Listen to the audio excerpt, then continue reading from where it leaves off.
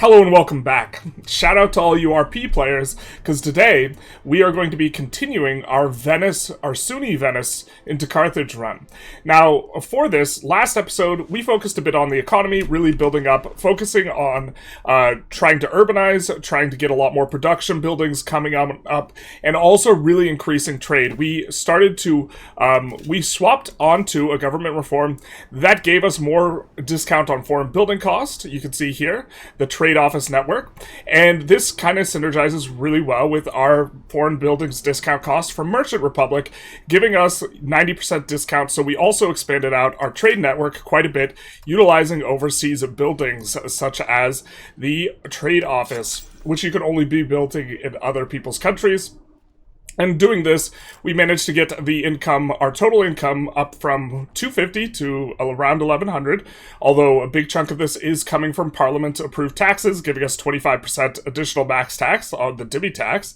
And then also, we brought the trade income from 80 to 300. Now, as it stands, most of our economy and most of what we have going on is kind of in this circle here, where we have, or semicircle around Venice, which we have been trying to expand to, expand around, because we know that this land is going to be more valuable to us. We're currently annexing Aquileia. We probably should have annexed them a little bit earlier, but this is the main idea here. And so what we would like to focus on this episode is really kind of bringing our empire together.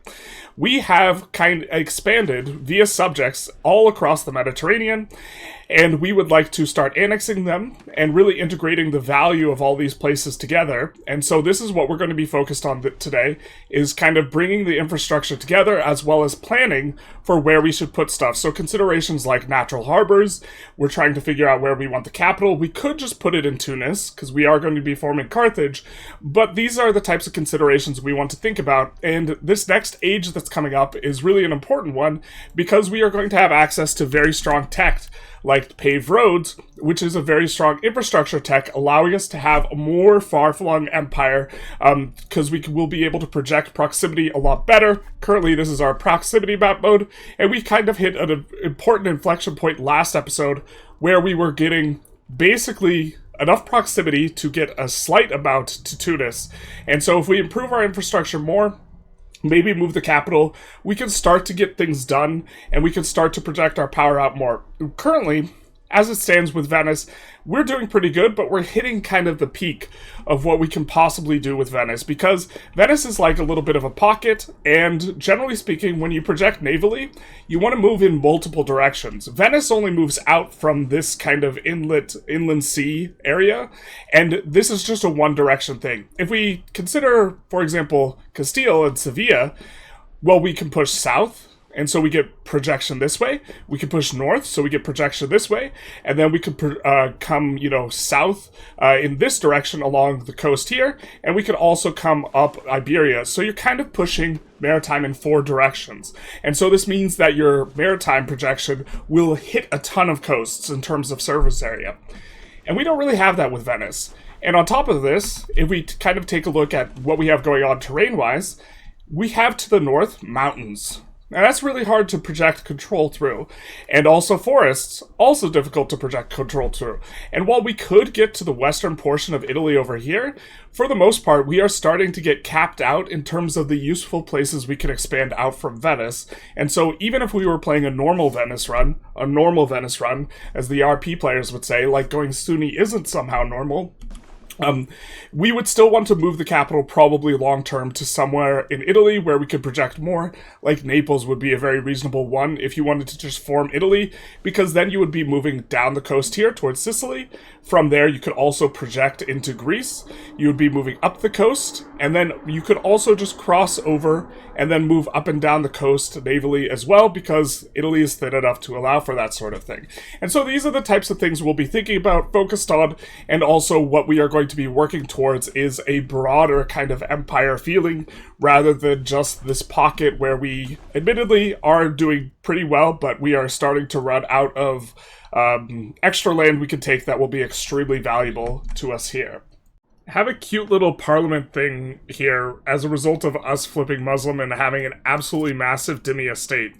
We are really not generating any taxes from our burghers, or very, very little. You can see the little that we are getting is from Tunis, which is a place where we have Sunni pops, because if they are not Sunni, then they are part of the dhimmi estate. And this includes Venice, and the majority of our eco is all dhimmi. However, we have a really, really strong, as a result of us having overseas burghers buildings, we have an enormous burghers estate in terms of power level. They have 50% power. And so this creates kind of weird circumstances where, with our parliament that we have going on, we can offer tax exemption, and this gets less taxes for the burghers. And this is normally a really nasty kind of modifier, and you don't usually want to click it. But here, we're only getting 9 tax from the burghers, so that's super irrelevant. So what we're going to do is we're going to fabricate a CB on these guys, to clear up some space. Doesn't really matter what we click here. And then we're just going to click tax exemption, and this is going to be like, we make 2 less ducats for 5 years, and we get 60-something support off of it, which is just incredible for us.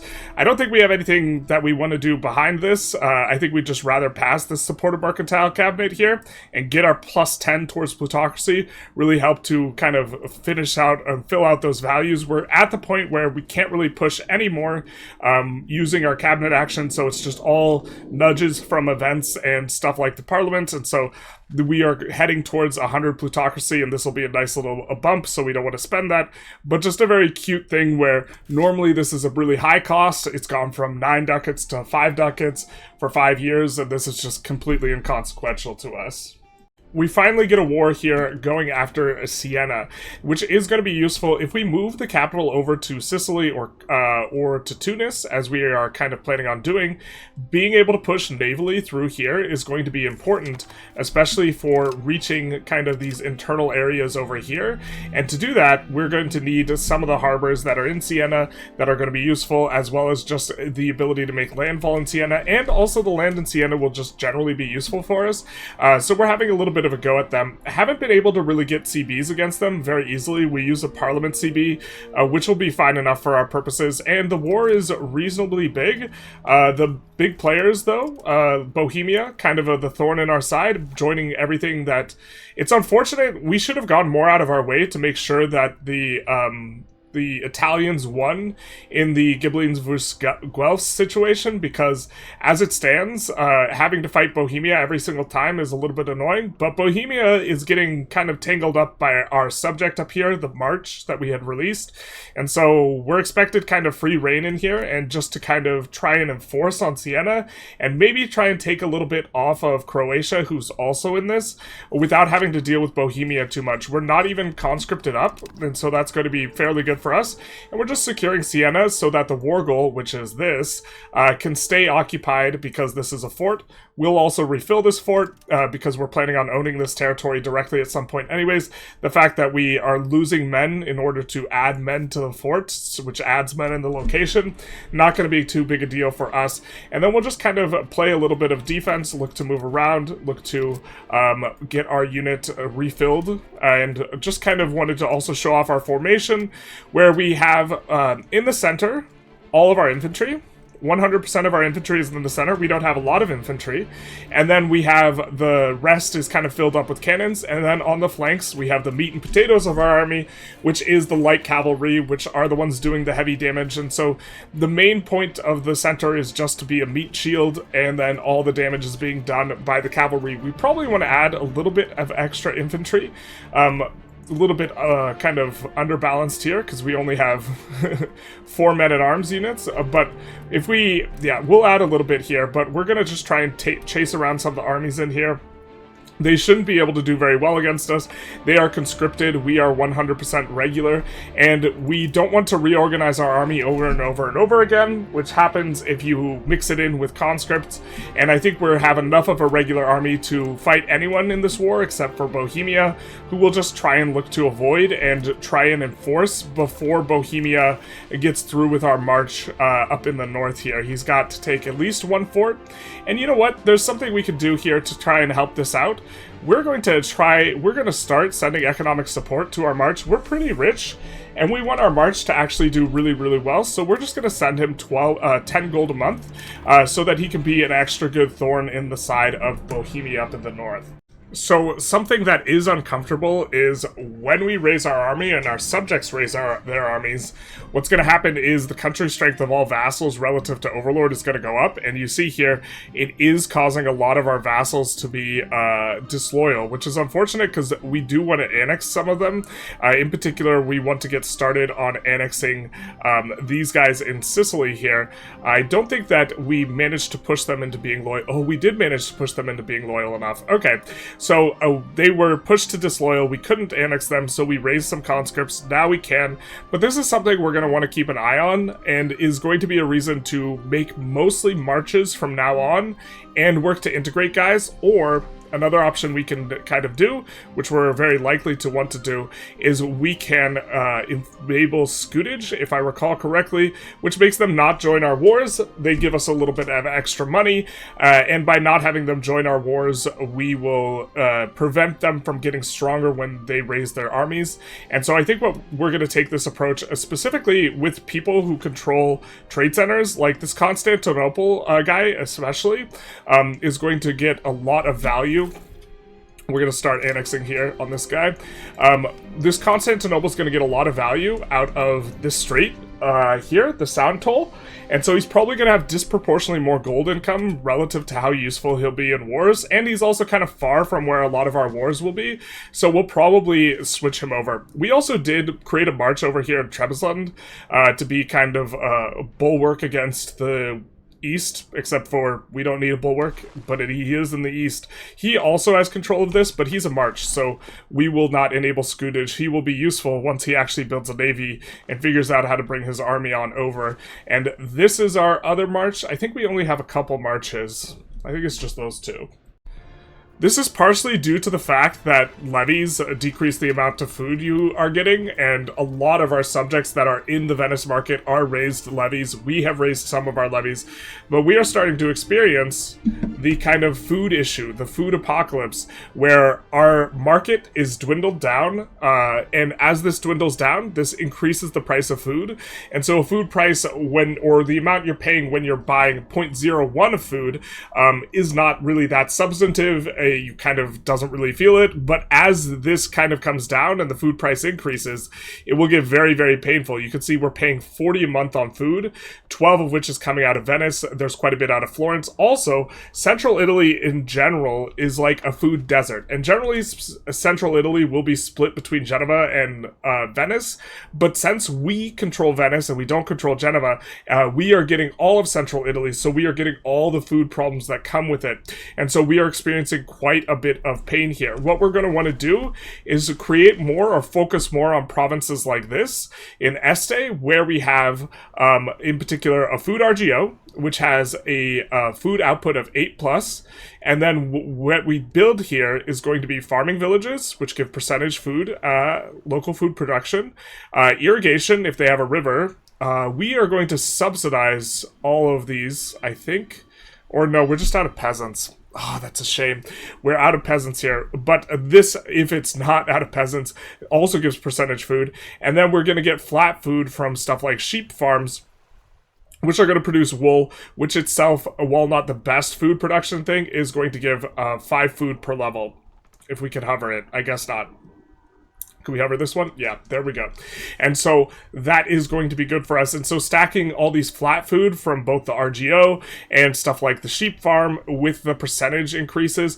Incidentally, the rural farm also gives an amount of flat food because it produces livestock. This will make these food locations really, really pop off. If you could see, the province food is not very good here. We have a pretty good food percentage bonus, but look at all these negatives. This is because everyone has their army raised and they don't have a bunch of other modifiers stacked yet. But if we take a look at this location in Este, we're plus 152 food here. And so this is allowing us to really kind of support the other areas in our economy, which is one of the reasons why, if we kind of look at our level of urbanization, cities, first of all, decrease very sharply in local food production, minus 33%. But what we have not citied is a lot of these good food places. And so this is why, even though we could build a bigger economy with this, we don't want to run into a place where we're paying so much for food. And food, in a sort of sense, buys urbanization. The more food you can produce, the more things you can afford to urbanize.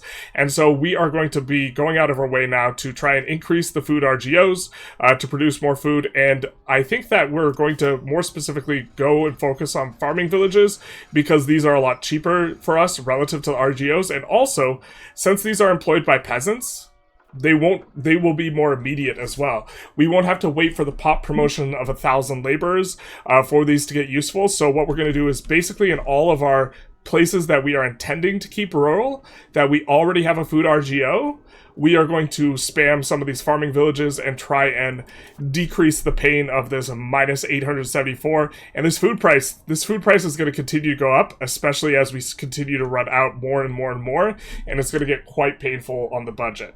Also notably, Siena is also part of the war and is going to be mobilizing their guys. I think they might just be full occupied so they can't, but I believe, if I'm not mistaken, being occupied gives you a pretty big food prosperity or food productivity malus. It looks like they actually do have raised levies and minus 50% from being occupied. So all the food that would have been being produced in Siena is also getting bricked.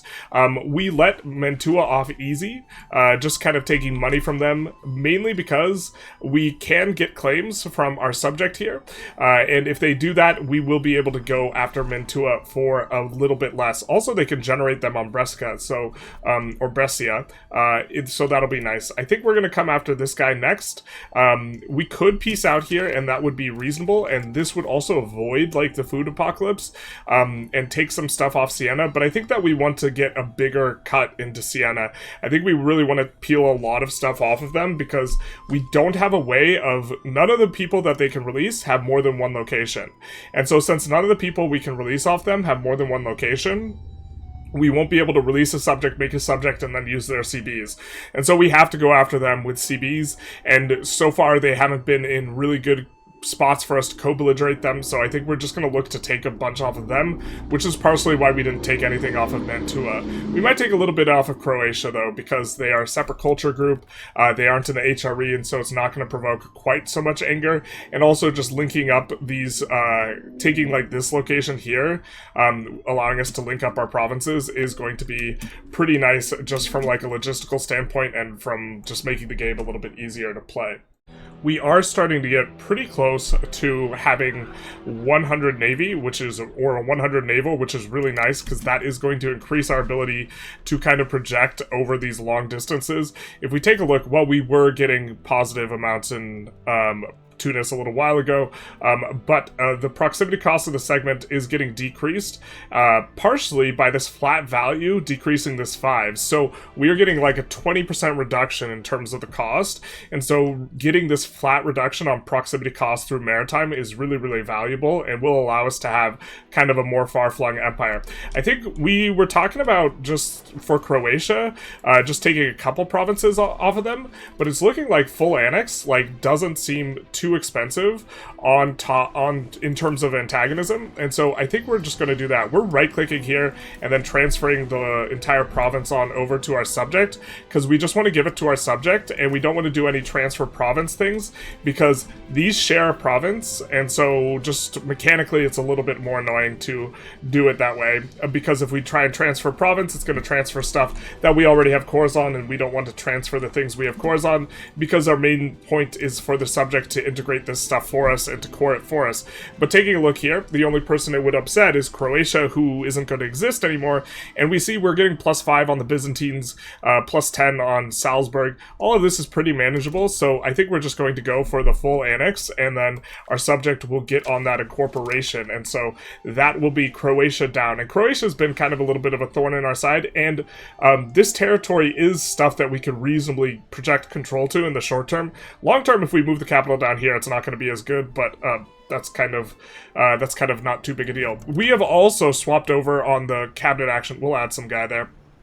But on the cabinet action, we have for some time been, anytime we do a peace deal, we put this guy in on improved diplomatic relations because you get a war score cost reduction if you have more diplo rep. And so we're doing it to increase his diplo rep. However, at this point, we're using a lot of our diplomats to improve relations in a lot of spots, and we kind of just want the 65% improve relations tick, so, and this guy's not going to be useful for pushing values anymore. So we're just going to leave him in to do this, and I think that'll be fairly good use of our cabinet action. We are not integrating anything ourselves directly, which I think in general is a fairly good cabinet action. But for us, we are going to get pretty big malice from the minus 25% integration, and so it will be it will feel noticeably slower by virtue of us being a merchant republic, and we're trying to do this stuff with the subjects. And this is also just kind of like one of the main points in terms of us creating stuff like marches, is that we can have more subjects, and why we went Diplo in the second age here, so that we could do stuff like create a march there and create a march up there. Are they occupied at all? The Bohemians still try to get after it. Generally speaking, one of the troubles of being a republic is losing access or not having access to many crown characters, because which characters are the crown characters does in fact kind of rotate, and they often don't get spouses and don't have kids, and you want to kind of generate some family lines. That way, if you manage to roll a crown character, you will have one with a family. I think what we're going to do here is experiment a little with marrying a lowborn, which is a pretty big investment with the 20 republic tradition, because we're making money now, but when we click this, we're going to stop making money. But I think that maybe this pays off. Not entirely sure whether or not it pays off, but this guy already has a little bit of a family. There are some crown characters, and that is pretty nice. And so what we're going to do is we're going to assign the crown characters in charge of some of the various aspects of the administration. But this guy, we're not going to put in charge of the Navy like we do most of our guys. This guy's reasonably young. We hope that if we leave him off of like a Navy or an Army, that he manages to stay alive for some time and produce some kids, and this will be nice. And then we should get quite a big bump by having our Army and Navy both within the tradition, as it were, of Republicans, such that the crown power should come up because these two 25% modifiers, except for this is just 6% because there's this other army as well. And you see it does jump up 3%. And so this is one of the difficulties that we have. Another difficulty we have with the crown power characters, or the crown power in general, is that with our current setup in terms of power, almost all of our flat power is coming from these burghers that are overseas, like in Alexandria, and that's giving us some advantages in terms of giving the Dhimmi like very low powers such that we can tax them more. But one of the disadvantages is almost all the flat power is on an estate that has gobs and gobs and gobs and gobs of percentage modifiers. There's fewer percentage modifiers for like the nobles, and so if we had more flat power in nobles, if we converted nobles, this might be something that would be good for us, because this would increase crown power, because by there being more nobles, we would get more flat power that's modified by the crown power stuff, and crown power would go up. And so this is maybe an argument. We haven't pulled the trigger on this to do protect the faith of the wealthy and then try and start converting pops. That way the burger pops don't convert, but everyone else does convert. I think we're not going to do that. I think we're just kind of going to see how this develops, because also this is just interesting with the Dhimmi and how we can just tax them, and they're basically the only one taxable, and they just give a ton of tax. But this is going to be something that we kind of keep an eye on, even if we're not going to be directly doing something. We would get more crown power if we just disbanded this guy too, by the way, or merged him up with the other army. He is the reason why we are only getting like a third of the crown power that we normally would from having a guy in command of 100% of the army. So we were going to take a lot off Siena, but we opted for just taking a little bit because we noticed they have a subject who had a releasable who has claims. So we should be able to actually get a decent war on Siena with reduced war score cost in a little bit, and so that is going to serve us well. And also, just wanted to point out that this significantly went down as all the mobilizations and occupations stopped, or the amount of food we were losing, and so now food is still expensive and it'll take a little while to recover. Look at that, it is 12x the normal price that it is, which is 0.01 when it is completely full. And so this is one way you can kind of really spiral. We're paying over 100 ducats for food instead of like 5, or I suppose instead of 1/12 of that. And so this is going to be pretty significant. We do want it to refill, but also this is kind of highlights one of the values of the infrastructure building the granary as well. What you want it for is it increases local food capacity, and this is good because it increases your population growth very slightly, but also it smooths out your experience as it relates to food, because the bigger a pool that you have to deplete before you start really having to pay a lot of food, the bigger your pool is, the smoother it will be, and the less full mobilizations will often just take you into low food, because you mobilize, you fight, and then it refills. Something like this. And so you have more time, effectively, with the granary, you have more time to get the war done before you start having issues. We're going to increase the granaries all over the place, except for in the capital. Don't quite need them in the capital, and because we don't want to have too much building bloat, because there's a building limit, and so we'll do something like this. We'll also increase masonry, because masonry supports those. They do have quite a bit of masonry input, and also a lot of these places we got over here are rural, and we want to keep it rural, and in the case of those, us building a lot of masons is going to be fine. And another thing to point out, I think we're going to keep that copper rural. Another thing that I wanted to point out is that the villages that we're building, these also give local food capacity. And so this is going to help to smooth everything else out as well. And so this is kind of why we haven't urbanized everything, or why we didn't urbanize everything last episode, was to prevent this like kind of very scenario from happening, that just happened from happening, or make it so that when it does happen, it's a whole lot less painful. Although we should have built more farming villages a little bit more proactively, we just hadn't encountered any pain from the food yet before. So I was unsure if we could go for more urbanization or this type of thing, but it feels pretty good. I think we have a kind of a good level where we have a decent number of these 8 food locations not currently urbanized, and also we're not urbanizing the wool, because even though it gives less food, it is really valuable as an RGO. It has 2.5 base price, but it feeds into the textile industries, which is a very strong industry. And look what tech we have coming up. Intensive agriculture is also going to ease our food woes very significantly.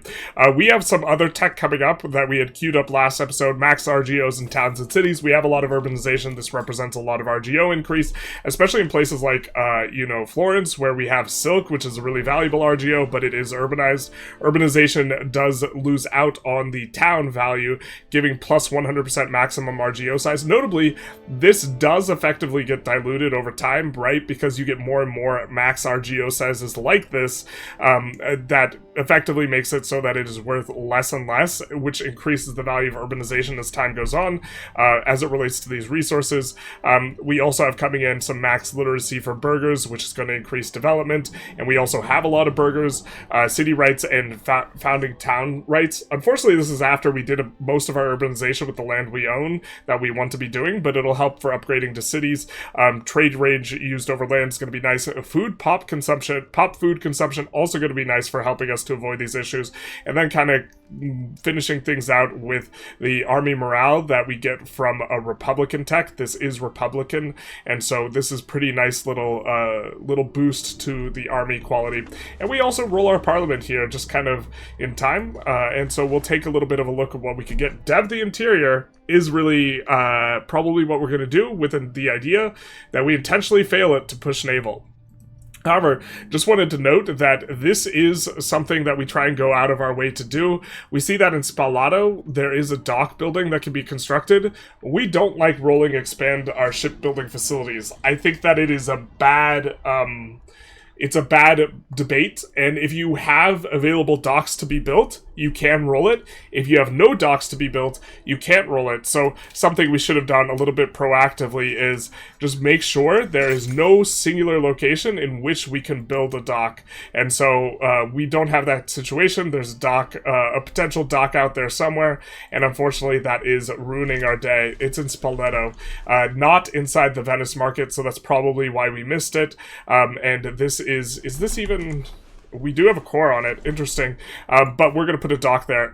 Also, just naval infrastructure there in general is going to be good, because that is going to decrease the cost of this segment here, which is currently 5.5, and it'll decrease it by quite a lot, because currently we're getting minus 85% in total, roughly speaking, and this will get another minus 10% from the additional 10 harbor capacity, and so that'll actually give us like 3-ish more proximity here, and so that'll be good for us anyways. But even if it wasn't good, kind of don't want to roll that particular parliament, and so by doing that we can avoid rolling that parliament. Let's just take a look at what we get with Dev the Interior. We'll probably do most of our button clicking behind the scenes here. Lessen levy obligations, more than happy to click that. We'll go for our additional taxes, and we'll increase the tax on the dhimmi, and then we'll maybe look for a place where we want to kind of go for war, and see if we can gain a useful CB that will help us out. Like we kind of just used on the Siena one from our last parliament. A little bit unfortunate for us. We've been really benefiting from the fact that there's a trash market in Sevilla, or we have control of the Sevilla market, and there's like no access for Morocco in the south, but they are making a new market here in Fez, which they absolutely should have done forever ago. I'm guessing it's because this flipped over to Lisbon, and now it's sub 50%, and so they're like, no, we don't want any of that. But I'm wondering if Castile somehow denied them access, or if why they lost access through us or something like this, because I think they had access through us before and they were satisfied with it, but now I don't understand why it's going through Lisbon. We could actually maybe try and diagnose this a little bit and see why it's going, what the attraction to Lisbon versus Sevilla is, and we see market protection minus 50%, but there's no market protection here. Did they take Lisbon? They took Lisbon. Oh, that's so neat. And then since this has no access because they own Lisbon, they're like, this joins the Lisbon thing because it has protection for their own market, and then that's very cute. They have protection or attraction to their own markets, and so they join their own markets, and then the market access is too low, so they think they need to make a new market, and so they make a new market. And now Sevilla is going to be a lot worse here. That's going to be really kind of unfortunate for us, but okay, fair enough. Something that's also probably worth noting is that you also get less pop growth when you are having food woes. You can see expensive food here. That tooltip's behind the tooltip. You can see expensive food here, though, is causing this growth to be worse, and this is effectively 0.1% loss because you're not getting the cheap food available here. And while we're slowly getting out from underneath kind of this food issue, this has caused a little bit of a noticeable, like, look, you could see it leveling off here. As a consequence of the food. And so we probably should have been a little bit more proactive about this, especially because we know Italy's a problem, and it's really, really, like, the central Italy is, like, real bad, and the fact that all of central Italy is in our market now is really rough. We really would like to take Genova, the province, that way it would be split between the two, and we could make use of the fact that Genova has all of this food up here in order to help feed kind of our populace here, which would let us to urbanize a little bit more as well. Adding 50 or so barks here because we're not really able to consistently maintain the level of maritime presence that we want here, and so just adding on quite a bit. We probably should be watching this a little bit closer in terms of how much maritime presence we're getting, and also if we want to really start expanding and annexing these people, I think that we should be pushing this quite a bit more, especially because I think that our proximity towards anything on this side might actually go from Venice around the boot all the way over here, and so we will want to push the maritime presence in these locations as well. Also, the maritime presence gives us control over trade, and so we could invest just for the purposes of getting control over trade. If we look at our trade advantage in Naples here, at this point, us just trying to get control over Tunis via the maritime is just the side effect here is we're getting 50 maritime presence worth of trade advantage, which is enough for us to just barely pip Naples here, which means that we get the first crack at the trade. So we're getting 54 in trade profit, they're getting 38. They have more trade capacity than us. Now, to be fair, they're not using all of it, and the auto thing is a little bit fiddly sometimes, so you got to do a little bit of this sometimes. But this is going to be a thing where we are getting more value by virtue of taking over the trade like this, and so we probably should, it may be worth it for us to just do this with Genoa, for example, where they have 69, well, 69 is kind of a lot to overcome, but we could be pushing in some of these markets, especially if we already have a presence there, for getting maritime presence so that we gain control of the market, like Algeciras here, for example, we don't have control over it, and it would just take a little bit more for us to gain control over it, and so then we would get the choiciest of trades, although we are making more in trade profit anyways with slightly more trade capacity, so it's roughly equal. It still would be helping us out, letting us get the juiciest trades in first. So we swapped to the law that allows multiple marriages, and now for whatever reason, maybe it's the second lowborn that's cheaper, or maybe it's the law that makes this cheaper. Now it's less than half as much cost for us to marry a lowborn, so we're going to marry another lowborn and look to produce some kids. We also declare on Aragon when France was also getting in on them, so we could get in while the getting in was good. Looks like it's not going too well over there, but we're not over there. And so this is going to be a pretty good war for us. Here's what we have in terms of peace deal plan. We are planning on taking a big chunk of Aragon in the south here, or a little chunk planning on taking the rest of this province off the Papal States, which will give us a ton of antagonism with them, but then we can improve relations with them, and that will give this subject the complete province, which makes them much more likely to use Dev province. And then we are going to be going for, I think, a little bit of territory over here with which to create a march in Portugal, because we find ourselves fighting Portugal a lot, and this doesn't really increase, this generates antagonism, but it's antagonism on Portugal, and most people don't care in terms of, if we take more stuff in Italy, people will get really, really upset. But if we take stuff elsewhere, it gives antagonism bombs elsewhere, and so we'd rather just generate an antagonism bomb over here, because it's not really going to push the needle in terms of who is likely to join against us, because it'll really push up Italy, it'll really push up Portugal in terms of antagonism, but we don't have a lot with Portugal, so it's really not a big deal, and so we'll probably release a march out of there. That way our future wars with Portugal will be able to be a little bit more lucrative, because we'll just feed the march. We want to continue improving cultural opinion with Tunis, which does take a lot of favors, and so we will go out of our way to send them some gold in exchange for 10 favors. This is the main idea, so that we can accept their culture easier.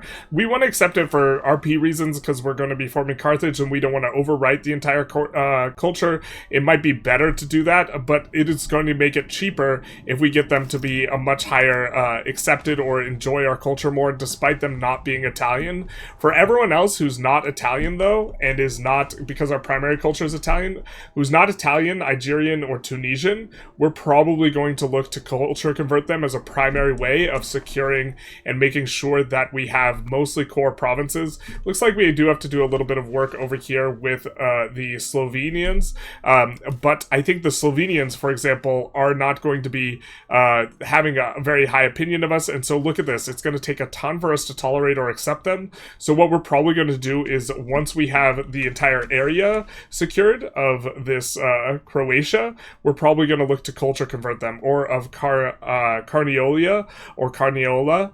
Once we have the entire area, we'll look to convert with the convert area or assimilate area, which is going to be available in just a few years. We're very, very likely to become the cultural hegemon and start utilizing that cabinet action to culture convert entire areas rather than individual provinces.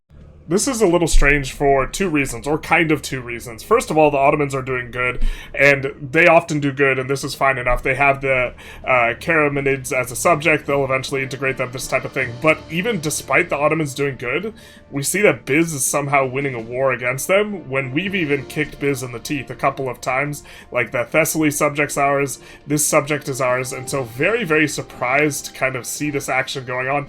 Biz does have some subjects over here, and they also have some land over here, but this is definitely a little bit weird in terms of what we've seen from the AI.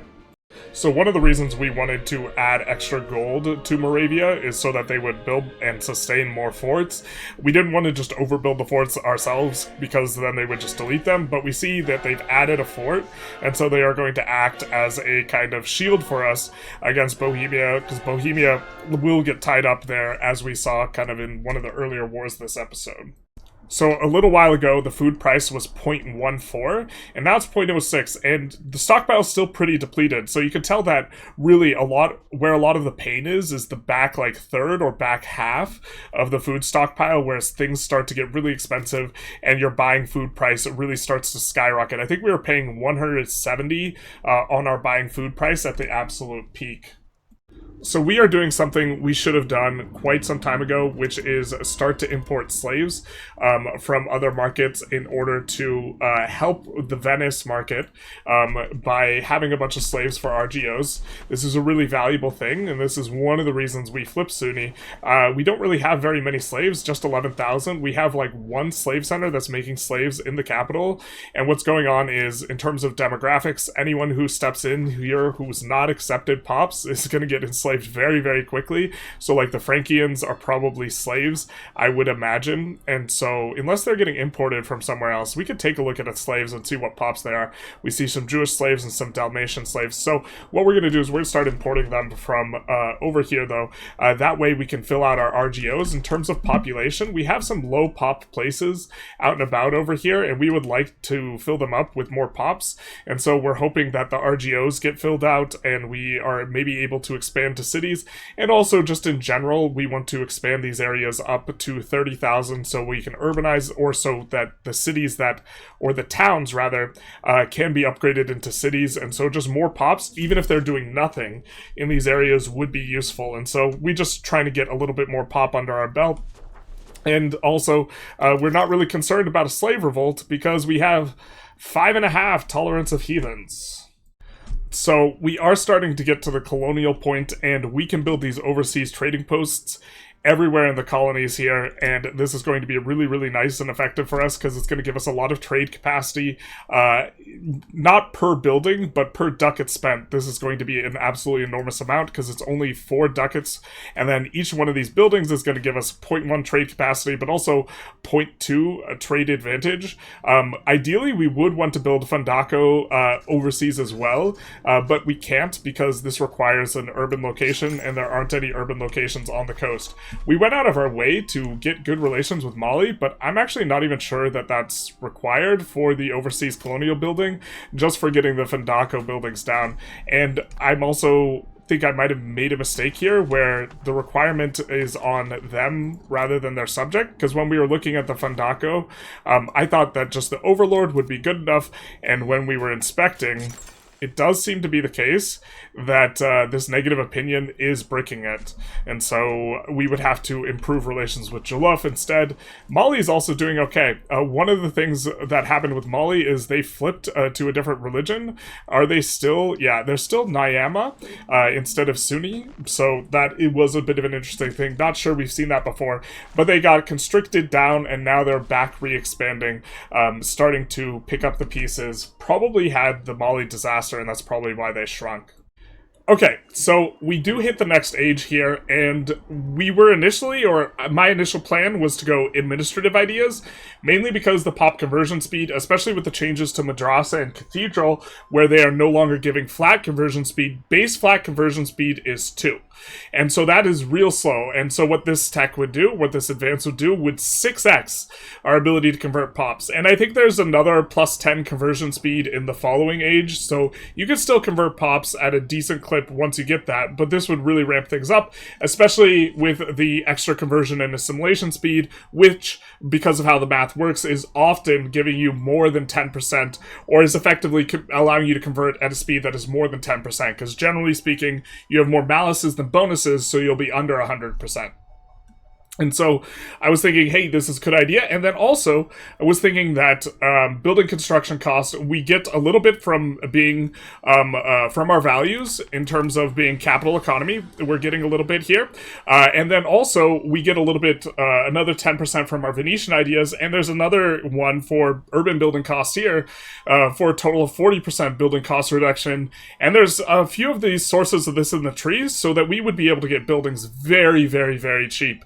And this is very interesting or intriguing, and this is probably good in its own right, but I think we want to switch from, I want to think of, we could do a tall play, and this would be better for a tall play for overcoming malices to some extent, but the malices get really big on the building construction cost, and I think that this idea, while it's fairly strong, isn't as good as us going diplomatic ideas, which is what we're going to do, where we get a little bit more exploration speed. We want to kind of build a giant empire, especially because we are getting this huge discount on overseas buildings, courtesy of Merchant Republic, and we are going to foreign build all of the trade stuff we can in new colonies, and we want to have colonies to be able to do this, and so we want to facilitate that play pattern. So we want to build this big colonial empire, and Diplo ideas help with that quite a lot in a lot of different ways.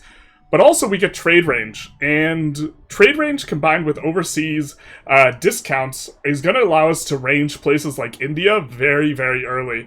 And I think that this is a very, very intriguing idea. In particular, excited about also spy network construction is going to allow us to explore way faster as well, considering we are stealing maps in order to do stuff. But trade range used overseas is a modifier that we are getting extra sources of. We are getting a little bit from our values in the naval ideas, which we are almost at 100 in, giving us nearly 10%, 10% once we cap it out. And then also, shout out to being Sunni, we do get some in the tree from being Sunni, and so this is going to be useful as well. Is it in this age? And so this is going to allow us to, the more of it you have, the more valuable it becomes. Because the first reduction makes it so that you can go 11% further, right? The second reduction makes it so that you can go 12.5% further relative to the baseline. The third, and very quickly it'll ramp up. And I think there's a couple other sources other than this, not in the generic tree, but maybe in other focuses and this type of things. So I do think that we are going to go with this. Although another idea for us would be going for the, as much galley power as possible, because we could get another 25% here on top of our already plus 30% galley power. So we could have really, really cracked galleys. But we're going to pick up Diplo focus here. So the hegemons are also active now, and we can collect them all, and we probably will collect them all, even though it is not necessarily good to do so because it does increase your cost of court. You can see the hegemons are giving us additional cost of court, but in order to get the ones that we don't have, because we just kind of drop into the age with 3 out of 5, we just need to build a bigger navy to get this from France, which would give us maritime support. The reason we have this map mode open is so we can see the areas, which a lot of the cabinet actions you acquire give you cabinet actions for areas, and maritime support would increase our harbor capacity in an area and maritime presence, which would really allow us to push some things. The problem is with Italy specifically, I mean, for Tunis, it would maybe be good because this is a pretty big area, but for Italy, there's a bunch of little areas, and so it's not necessarily going to be super, super great, and so it probably isn't worth the cabinet action slot unless we're applying it somewhere else, and maybe in Maghreb al-Adana, but this would be not really all that great, but we don't want to get force embargoed. This is primarily the reason why we would want naval hegemon, is if we ever spike a rivalry with France or whoever happens to have it, they will embargo you on cooldown or force people to embargo you, and getting out from underneath the embargo is difficult. I think you have to fight them in order to fight whoever embargoed you in order to void the relationship or something like this, so that's no good. Economic hegemon, reduced paperwork, interesting. It gives you additional production efficiency. Probably don't have an area that we want to apply it to. Could apply it to Venice for now, but long term, probably not going to like it too much. Forced divert trade is an interesting one. We haven't experimented too much with this, but this is a little bit appealing for maybe using on Egypt or this type of thing, because we have a lot of trade capacity down there, but we don't have control of the node at this juncture. And then also, we will probably look to bring pepper through from India, and if that's very lucrative, this can maybe be something that we kind of play into. And so coming over, let's do the Diplo one last. Next up, we've already talked about this, but the big one is assimilate area, allowing you to assimilate entire area of cabinet, or here, let's get that over, an entire area all at once. We've been holding off on assimilation before doing this. Our next annexation is going to be our subject here, and then we'll start assimilating all of Croatia and start getting started on making good use out of this, trying to be cabinet action efficient. And then we kind of come to the Diplo rep, or the diplomatic hegemon, and we're getting to kind of a play style choice that we're making here, or I am making, that is not necessarily optimal. And that has to do with antagonism. Generally speaking, there's going to be a time in like all grand strategy games where you grow up and you become a big boy, and then you can fight everyone all at once, and the whatever antagonism, AE, whatever the throttle is, just ceases to matter.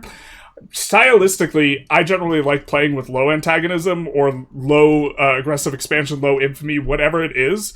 And so we're probably going to do that even if it's inefficient. And to that end, diplomatic hegemon's really good because you can improve relations faster. It will also give you diplomatic core, which is a very nice cabinet action, giving you extra diplo capacity and monthly diplomats. For us, this will basically be over 50% more diplomats that we will be acquiring here. And we'll also gain influence country, which improves opinion and trust, which can be useful to push people, nudge them in the right direction, this type of thing. And so all in all, this will play really nicely, and we'll kind of have like the tag team of improving Diplo Rep and support Diplomatic Core, because coming back in and looking, hey, how close is the next person? The next person's like within striking distance, 2.6 Diplo Rep away. And what do we have in terms of our cabinet action? We have the improving Diplomatic Reputation, which is giving us 4.72 Diplomatic Reputation. So we would not be Diplo Hegemon were it not for this cabinet action. It is also giving us plus 60% improve opinion, so total we have around 220% improve opinion, and so this is going to be nice for us. And then we have Diplo Core slot in, and we are going to use this to help explore, which is going to synergize kind of with our choice of going after, the espionage for faster stealing of maps. I think we're going to do that on Mali, considering it doesn't feel like it is going to be necessary for us to have good relations with them. And 2.09 a month is really fast, and with this, we will be able to discover basically all the rest of West Africa for ourselves, just from stealing maps from Mali, and we have a lot of diplomats to work with, and so the 0.1 investment in Mali effectively is a much lower percentage of our overall diplomatic budget now. So this is going to allow us to go after some things much better here, and we should kick up the expansion. We're probably going to start annexing 2 subjects at once from now on, instead of just the 1 subject, which we are currently doing, which is going to also help things out. We can also improve opinion a little bit better, which will make annexing these Catholic nations easier. And so we'll start annexing here so that we can use the assimilate area cabinet action more effectively once we get all of the Croatian area. We also high roll an institution spawn immediately. It is in one of our subjects here in Oriola, and so what we will be doing is we will be trading from this market to Venice in order to facilitate us spreading it to Venice. And so we're going to export salt here, which seems like a fairly easy thing to export, and this should give us additional growth towards the institution. But we have a bunch of growth towards the institution anyways, because we could have spawned it 2.07 base plus all these percentage modifiers from all of our stuff, and so that is going to be quite nice. Let's take a look at the chance of spawning for some of these other ones. 2% a month, and it looks like we are very likely to spawn ourselves printing press in the next few months. Almost all of these locations I think we own. Actually, I think we do own all these locations. So printing press is on the horizon. You can hover the percent chance to see why they can spawn. It requires traditionalist versus innovative spread towards innovative.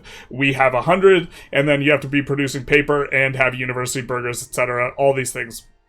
And then let's see where pike and shot may appear. Good old Alexandria / the Mamluks, the classic where you will very often see the Mamluks get this. It doesn't look like we have any chance of spawning this. Oh, a little bit in Milano, but, oh wait, that's not us. Yeah, we have no chance of spawning it, most likely, or if it is, it's down in the doldrums, but these will be coming up, and we will be, as they spawn, trying to trade in order to pull them closer to Venice a little bit faster. Well, Molly requests access to some guns. We could say no and backslide towards traditional economy, but I think we're going to say yes, get a huge relation positive with them. We will get 20% of their yearly income. For how long? That's curious. I wonder how long that is. Maybe as long as we have good relations or until war breaks out? That's insane. And then we will also max out capital economy, getting to plus 20% production efficiency, which is going to be really nice for us. Collecting all the Dragon Balls. We have max innovative, max centralization, max humanist, and now we have max capital economy. Coming on up is going to be soon, hopefully, max naval. So we do get a following through on threat CB on the Sienese subject, allowing us to go for cheaper stuff on Siena. This combined with the reduction we have from Diplo in the last stage is going to be minus 5% war score cost, and then the fact that we're going to hit Hegemon is going to be minus another minus 10 because we now have a bigger army. So expecting to see probably a full annex on Siena, which incidentally makes it so that they can't have antagonism on us. So this is going to be a really nice war that is going to push us forward quite a bit in terms of power level, as well as just securing all of Italy for ourselves. We won't co-CB anyone just because we want a relatively easy war, and co-CBing just seems gratuitous. We aren't going to be taking that much stuff. We will go over here and immediately grab the war goal though, and by grabbing the war goal immediately, we will get some ticking score going right away. Alright, taking a look at it, we won't be able to just one-tap them unless we wanted to play hardball and have a huge coalition and start playing in that way, which we don't want to do, so we are going to just be taking a big chunk out of Siena instead of that. Little Venetian event for Mediterranean naval superpower. I do think that this is for Venice, but it seems that this is dynamic, so maybe this is just for everyone when the age pops, but we will get plus Navy tradition, Mare Nostrum, extra Navy morale and supply output, and progress towards naval would be useful if we didn't already have a bunch of trend. And also very, very nice, our Doge is going to get a lot better. He's not too old, so we might have him around for some time, so the extra stats are going to be fantastic on him. So with the extra units we got, I think we are going to be using just only regulars from now on, especially when we get the unit upgrades. We are doing a formation where we have a bunch of infantry in the center, we have cavalry on the flanks, and then we have a kind of interspersed between the two a whole bunch of cannons. I think that we actually just have 12 cannons and 4 on each front, with a little bit of extra cavalry in reserve that will be able to help fill the box. You can see here, the box gets filled up pretty quickly on the flanks. A little bit less initiative on these guys. They don't get on the front as quickly, but they're just there to absorb damage, getting the bonus on the secure flanks from, so they will take I think just half the damage. And they are big units because they have twice as many men. So this is going to be useful, so they won't take much damage, and then the flanks get through. And the idea is we crash through and then break and then crash in the middle as before, but just a little bit of an update where now we actually have a lot of infantry in the middle instead of just a little bit of a skeleton crew. And the infantry on a per unit basis is a little bit cheaper to maintain, and we're not worried about actually having more fighting power at this point. We just need to have a bigger army than Bohemia for the purposes of getting the hegemon. The hegemon is a little bit sticky, so it doesn't always flip on over, and so we do have to keep an eye on that, because we do want to get the hegemon in the near future. You can see we're ahead of Bohemia, but it takes, we need a bigger margin here on them, which is very, very doable for ourselves. Got a few techs to put in the queue until we get the next age techs. A little bit to invest in culture. That's going to allow us to float larger prestige, which I think will be actually decent. It'll increase our Diplo rep and also decrease or increase the rate at which we lose antagonism just naturally, which will be nicer as we start to push things a little bit more. Power projection has not been that useful till now, but will allow us to build stuff overseas. I think we actually need more power projection to build overseas buildings or overseas trade stuff though, so that actually maybe is a little bit relevant. We just haven't been hampered by that. Now we're going to come in for Carrick because we want to both have a better navy and also push for naval hegemon. A little bit of ship repair speed is going to smooth things out for us as we begin to patrol in areas where we don't necessarily have the juice or the harbors to defend them because we're kind of expanding out. And then we'll go for some maritime trade advantage. I think we had another tech in there somewhere, but mainly just getting kind of the straggler techs that are reasonable but not especially good until we can unlock a new tree in the Age of Discovery, which we don't have. We'll probably, since we spawned printing press just now, we'll probably be embracing that first and making a little bit of a line towards roads. Alright, so we get a chance to see what our army is made of. First of all, I just want to point out, we have an awful general who is in charge just because of his crown power. It's called Nepotism, sweetie, look it up.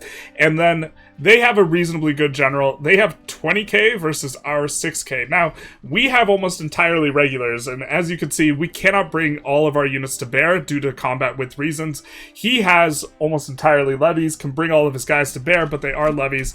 And so we are going to see just if we are able to fight this. I'm thinking that we can't, and that this will overall be good. We are dealing more damage to him currently, but we have 1/3 the troops.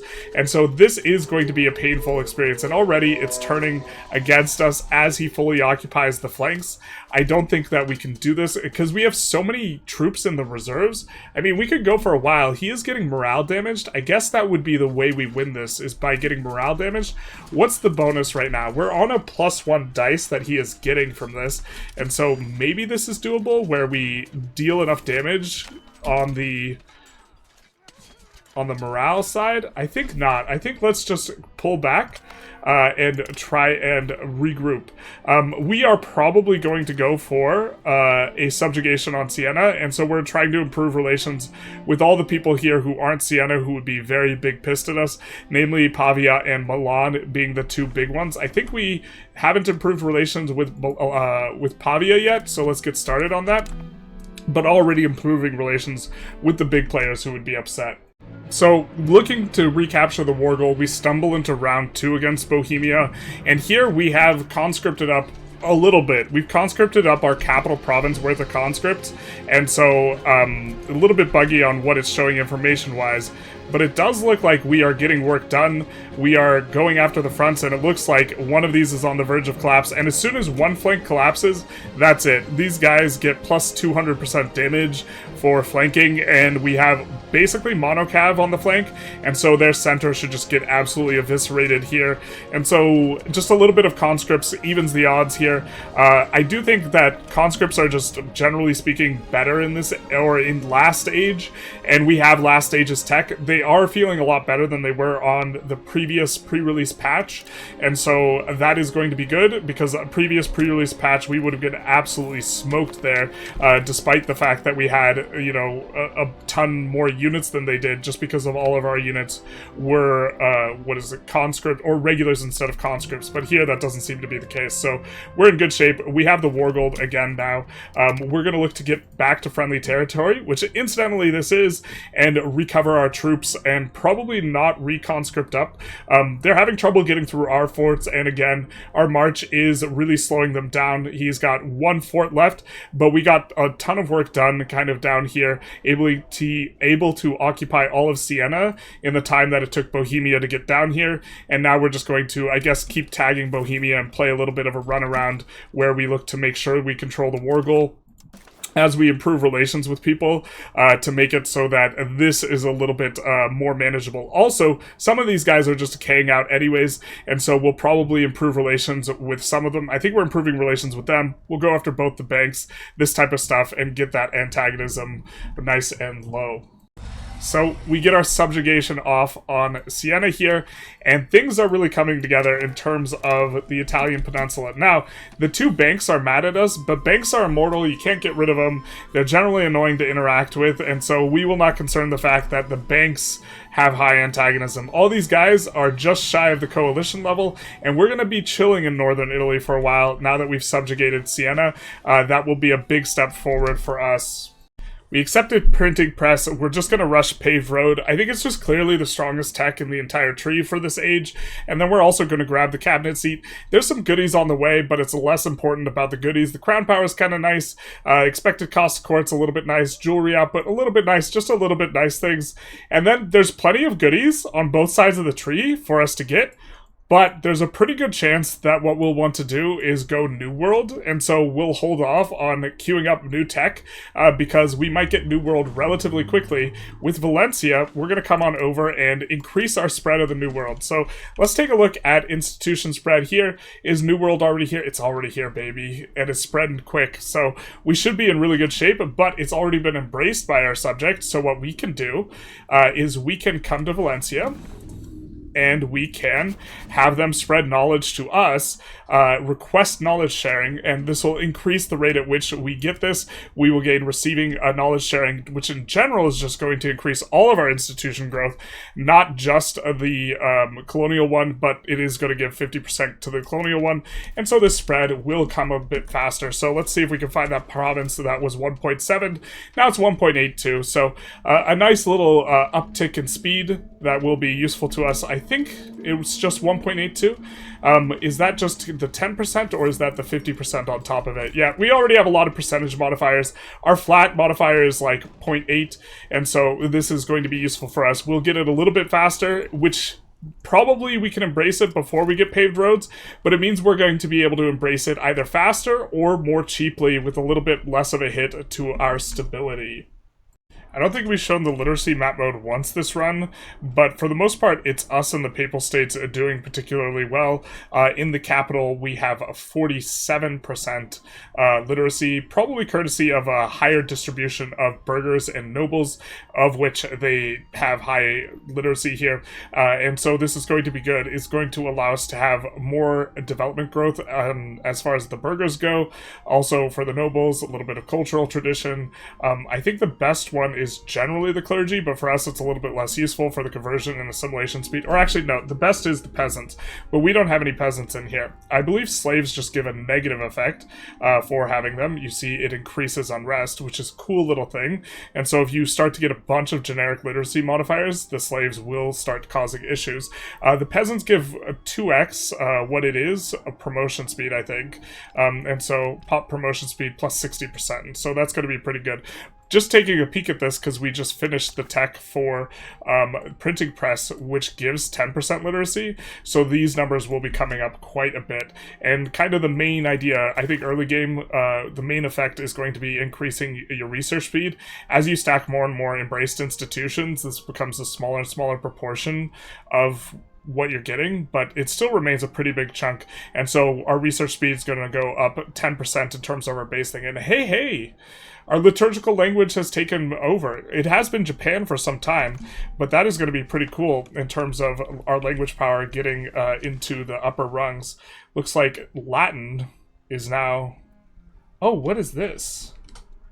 We're getting the 0.2 points, but we're not 100%.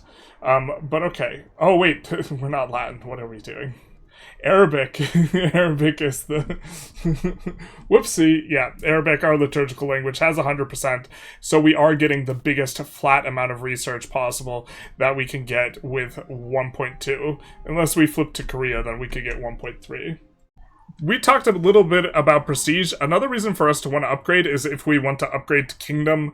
This gives you a little bit of a war score malice, so whether or not this is theoretically correct is kind of up in the air, but it will give us a whole bunch of bonuses in terms of culture capacity and some other things we could do, including what people we can subjugate. If I'm not mistaken, you can't subjugate someone a higher tier than you, and so this lets you subjugate lower tier people, allows us to have another possible rival, which isn't necessarily a good thing, because we actually wouldn't want an additional possible rival, because when we're at war, our conciliatory, I think, it just kind of is 0.05, and if I'm not mistaken, from each rival, we are getting...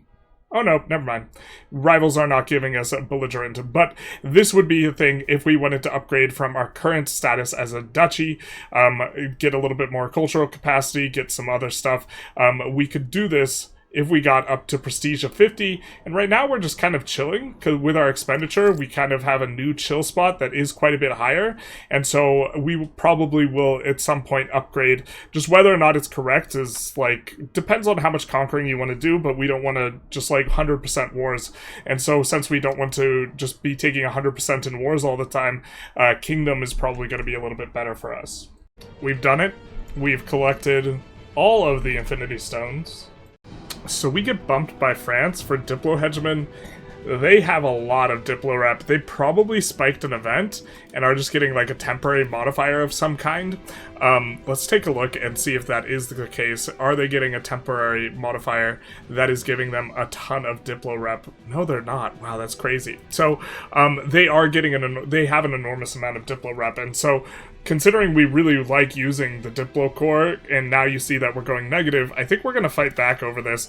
And the thing that was kind of on the chopping block is the trade office network. We have built out most of the foreign buildings that we want to build out, and also we are going to get a law later in this age that will effectively replace what we need in terms of the foreign build costs. So I'm thinking what we do is we replace this with diplomatic traditions, which gives +3 Diplo rep, which will kind of bring us back over France if the math is correct on this, and indeed 10.53 is more than 19.43. Oh, we have to get more than 21.37? We have to super jump over them. Jesus. Well, I guess we're probably going to swap that and look for an event. That is a bit interesting. So let's go Diplo rep. Man, that sucks. Oh, so pressed. Stressed, pressed, and depressed. Yeah. We eventually will spike an event, and then I think we will be pretty far ahead of them, because then they'll need like 23 or 24 Diplo rep to bump us from that. We can embrace the New World institution, but we're in negative stab, so don't want to do it just for the research speed. And I think we're going to make an adjustment here where we are going to not go road straight away, and instead go for the Diplo rep here, which will allow us to, you know, kind of reclaim our spot, and then we will go for the paved road into the cabinet seat. Alright, whatever was giving France +5, they backed off of it, but perhaps they were using the cabinet action very temporarily, and we want to stay out of range of them just being able to cabinet action us out, but I think we're out of range just by virtue of us switching our government reform, so we're going to swap back the tech to go road first. Our expansion is starting to catch up with us. The country strength of all vassals versus overlord is really high when they are mobilized, so we will have to give more of these guys scootage, go out of our way to do this so that not as many of these guys mobilize, which is fine enough with us, and then we will also have to annex guys faster, which we're working on, but this impedes our ability to annex them, right? Because the annexations will stall out, so we have to kind of nip this in the bud right now. This is our subject having a little bit of an issue, and so this just, he called us into this war, and as you can see, everyone joined the party, and now they're disloyal, so we're probably not going to declare too many wars until we solve this issue, which is going to take 1 diplomat apiece, I think, in order to give scootage, and so we'll probably just sort by who has the biggest army, and then give all these people scootage. So we started importing slaves earlier, and here's a really good example of where slaves can be useful. We have this silver mine that we just picked up from our annexation, and the laborers are going to take forever to fill in. It's going to take forever to promote these guys. If we take a look, the promotions is not very fast at all because there's a lot of lack of control, and we're making a lot of money trading silver from the Venetian market. So we just want to produce it even if we're not getting any tax base from it. Well, by importing slaves, we can saturate the silver much faster, and also get more pops in there, which in turn is going to increase the amount of silver RGOs available, because this is based in part on population, and so it'll push us up the levels on silver. And this is kind of like a little bit of a small thing, but it's a bunch of small things stacked on top of each other. We're also going to urbanize a little bit in some of the land we've gotten. It's really not very high population, so we're not going to urbanize too much, because if we keep it rural, it'll have a lot more population growth. But with these kind of urban centers, we will be able to solve our very slight sailor deficit that we now have from expanding out the Navy in order to support all those heavy ships. And I think someone else even took it from us. No, we have the naval hegemon pretty comfortably, 25 against 17, and so we'll want to stay ahead on that, but that is costing us in sailors, and we want to explore, and every exploration takes a bunch of sailors, so that means that we need to find a source of sailors basically here. You can see that it takes 250 sailors in order to start that exploration. Also, a couple more of the things, we are using assimilate area on all of Croatia, so all of Croatia will get assimilated rather than accepting their culture, and just wanted to show off the proximity map mode here, where we are getting decent proximity to this area, so we will be able to get decent use out of it. Nothing too crazy. I do think that we still have, looks like we could use a little bit of maritime presence here, so we will reset our guide to be going for that, and I suppose let's check up on Tunis and see what's going on in Tunis. We are getting 21% proximity, so that's around 15 additional control, and so that's going to be good for us. This is coming along quite nicely, that we are able to maintain this, and we're getting ready to have a little bit of a go at Mali after we handle some stuff, because we want to make a colonial nation in Jaluf, and a colonial nation will not add to our it's not going to add to our difficulties in managing the subject loyalty from the country strength versus of all vassal countries, because it will be a colonial nation. And so a lot of our expansion, we're actually going to turn outward and focus on some empire building type of stuff, because we don't want to go directly for this stuff for a hot second until we finish at least an integration on this guy. We've started integrating this guy here too, who's going to give us this valuable coastal land, and we still have 2 subjects in Cesena and also in this guy here that we can feed the Papal States to, so that they can integrate it for us and make things a little bit easier. You can see they have some claims as well, and so this is going to work out.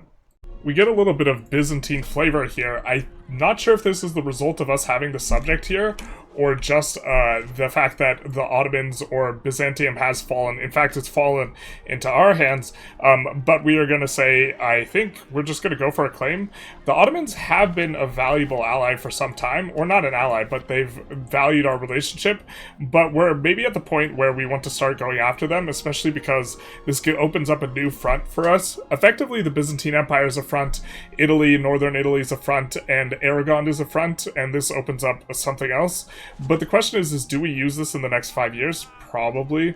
Oh, and we don't want to take the prestige hit anyways, so I guess we're going to do it even if we didn't want to, because we do want to save up for that 50 prestige marker. We get paved road, which is going to be absolutely massive for us.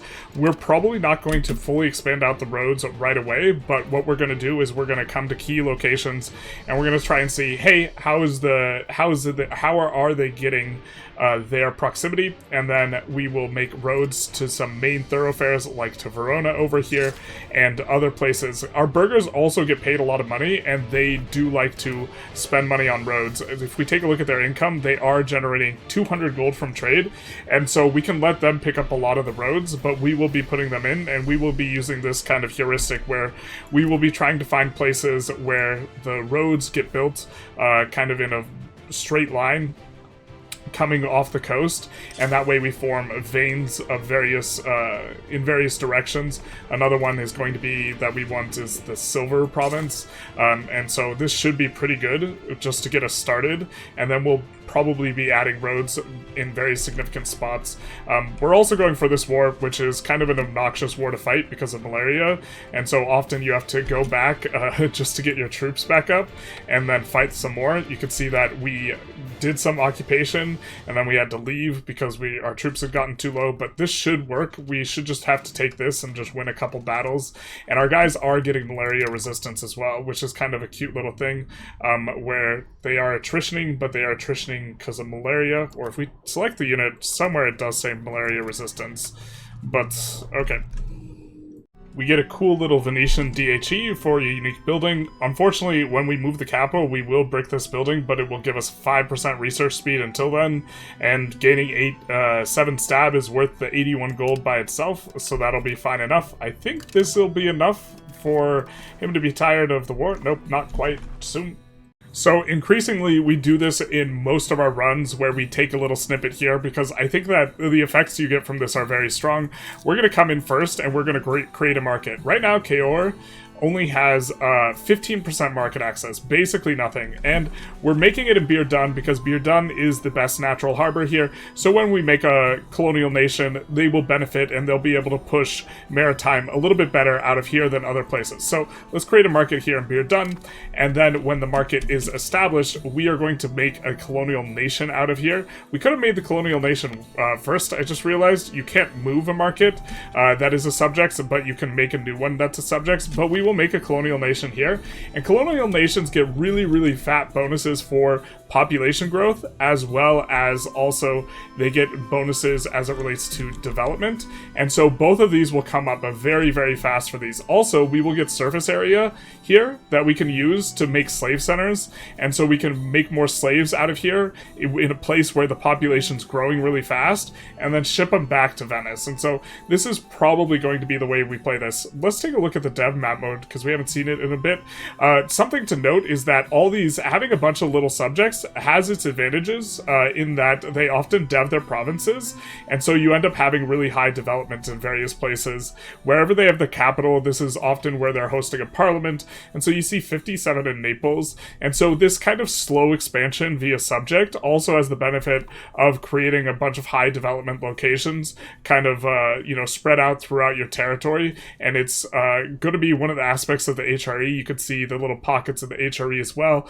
You get that effect a little bit with France, and you do get quite a few benefits from development as it relates to kind of building these tall cities that get really good at production.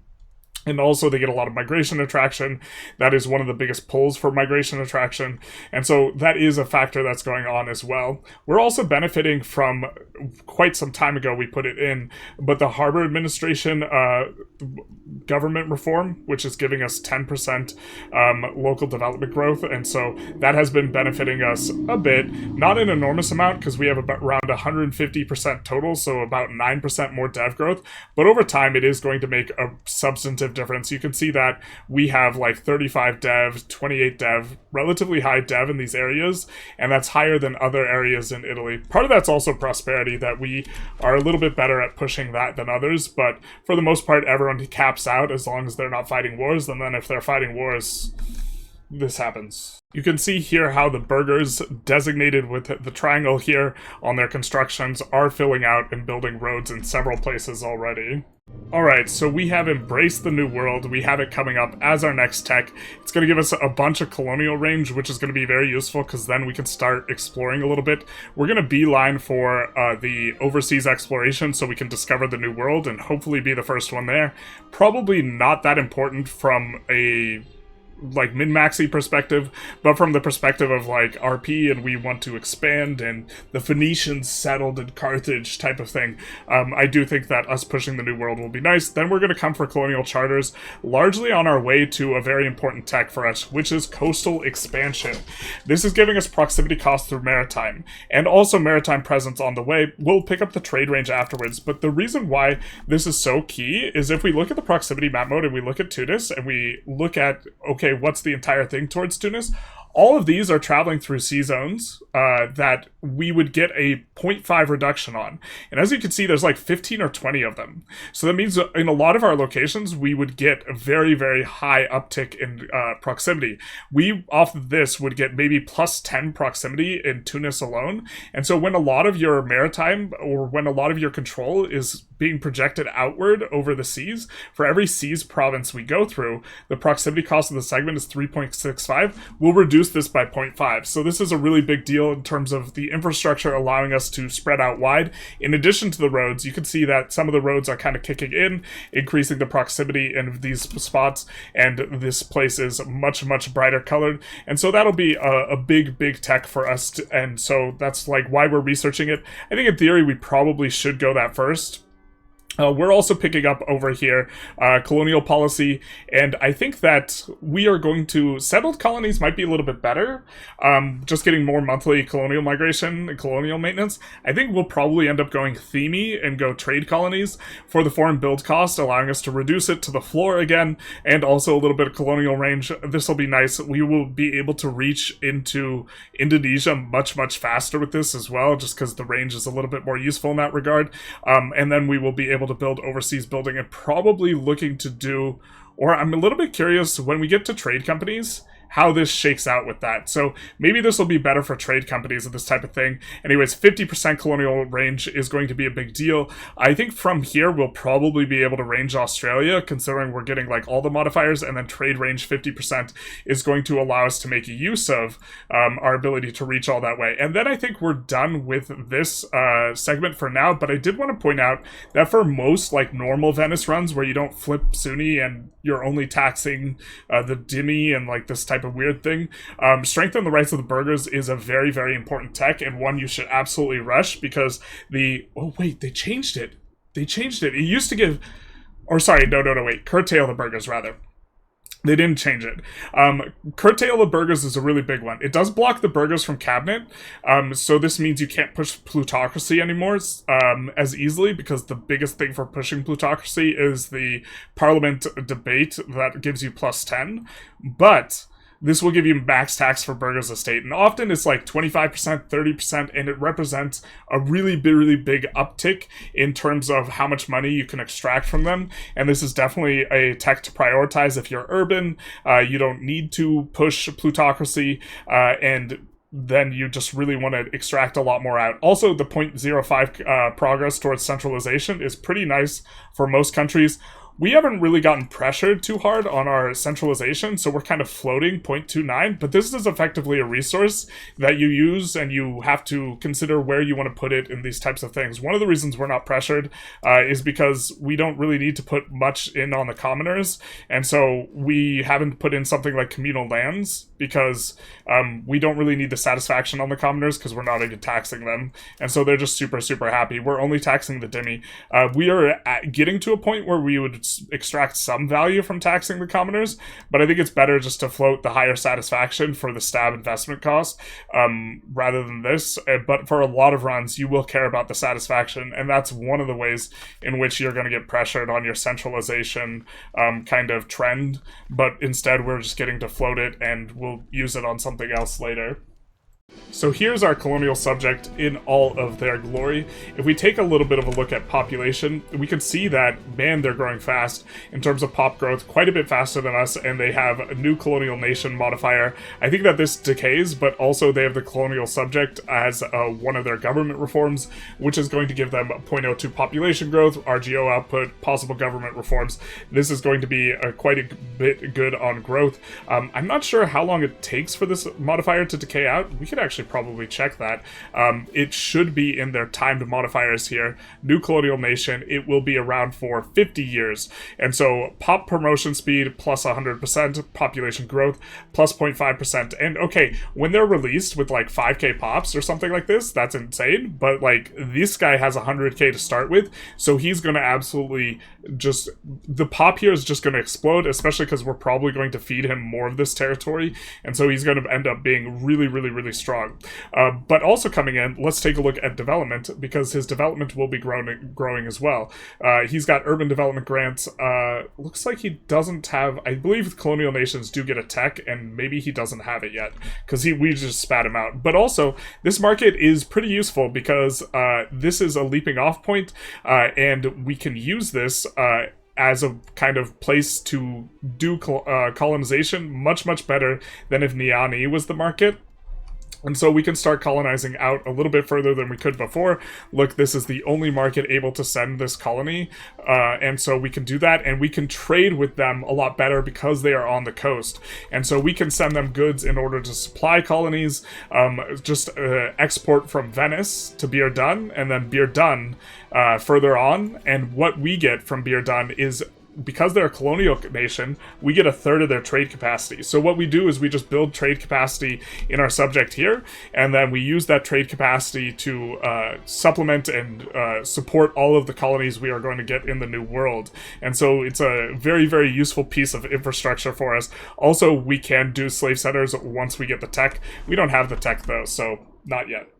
Silly me, we don't need the tech because we're Sunni, so we will just build a slave market in Bir Dan, and they will start enslaving the local populace as long as they are not of their faith or of their culture. They will enslave them, and I think they get spat out as Venetian, so everybody is available for slaving except for these 18 guys. They are not available. So, still prepping, moving the capital. We do annex this subject down here, Cagliari, which is going to be pretty useful. Taking a look, usually when we annex subjects, we take a look at their RGOs, you know, kind of the land they have available, what's going on, and try and evaluate what we should do with the urbanization. In theory, we should have actually deleted this before we annexed them, because we know we wanted to, and towns are more expensive to annex. Oh, looks like we have some level of separatism. Not like this. Do they? Okay. There's some level of separatism, so we can't downgrade the town. We wanted to, because we want silver, generally speaking, and so we don't want that to be a town. We want that to be a rural area to maximize the amount that we get. This is the only food-producing province here, so we might want to leave it. And just taking a look at the pop, there's really not a lot of pop here, so I don't think we're going to urbanize anything here. We're just going to make sure that this salt location has the infrastructure that we want, as well as, well, not the silver, because we're planning on deleting that. And since we saw the pop slow, we're just going to do a little bit of a check here. Can we build any settlements here? And no, it doesn't look like we can build any new settlements. We actually had built one in our subject anyways, give them a little bit of population growth, and so this will help it out to become more useful. And I guess we hope that this area is going to be useful for us. We haven't even gotten really any sort of proximity push here, and we can see that we have 20 proximity, or we probably do have some maritime here. Yeah, we have some maritime, but not a ton. We're going to be losing a lot. Yeah, only 15 here, so losing a lot entering this location, but we'll probably be able to get something like 40 there, and we can do stuff like building roads towards stuff that is going to be good. I think that this is a really good natural harbor, so it's possible that entering this from the coast, especially if it stays rural, is not going to be feasible, right? So that means we'll want roads towards everything that we have here. And we also just want roads in general in all locations, because currently there's no road here.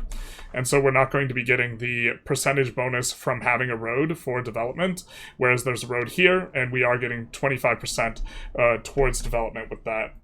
And we do finish annexing here in Sicily, which was our biggest subject, or the subject that was contributing kind of the most power. And so now all of our subjects, rather than being slightly disloyal, are loyal again. Of course, if we get a mobilization going, they're going to become disloyal. And so we might continue to just kind of float, not declaring wars, or try and improve relations with these guys. I think some of these upper rung guys aren't going to get disloyal and will still be useful in a war, and we've been improving relations with some of these guys, so I think we might actually be kind of a little bit in the clear now. Something we can do in order to annex guys faster and also make them just weaker relative to us is we can downgrade locations, and we specifically can do this on places that have manpower buildings in order to break the manpower buildings. We just right click and downgrade location. We're generally not downgrading locations in our subjects unless we actually want the land downgraded ourselves. So if we wanted the Silk RGO, better access to it, it's reasonable for us to downgrade. So this is a downgrade we might do, and it makes you annex faster, but decided that we probably wanted that Silk province urbanized, and so this is the way we're approaching it, not using that kind of exploit there. But this territory is going to be pretty valuable. We got a couple silk, we got a couple cotton, sugar, the alum's going to be valuable. The terrain is a little bit rough, but we have farmlands, and also there is reasonably good natural harbors, which is why one of the reasons we want to urbanize this, because we will be able to get decent proximity there as time goes on. We don't have it now. I think that's because oh, Jesus. That just bricked. Oh, I forgot about this.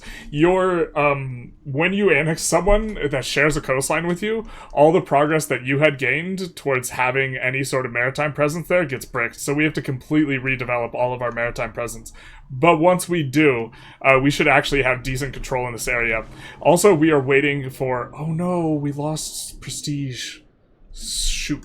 We were holding off specifically on accepting cultures so that we could get cores because we wanted to hit kingdom rank, and we still don't want to spend the prestige on upgrading, and so I guess we're going to have non-accepted pops for a little while longer, but we do have a decent amount of culture capacity here.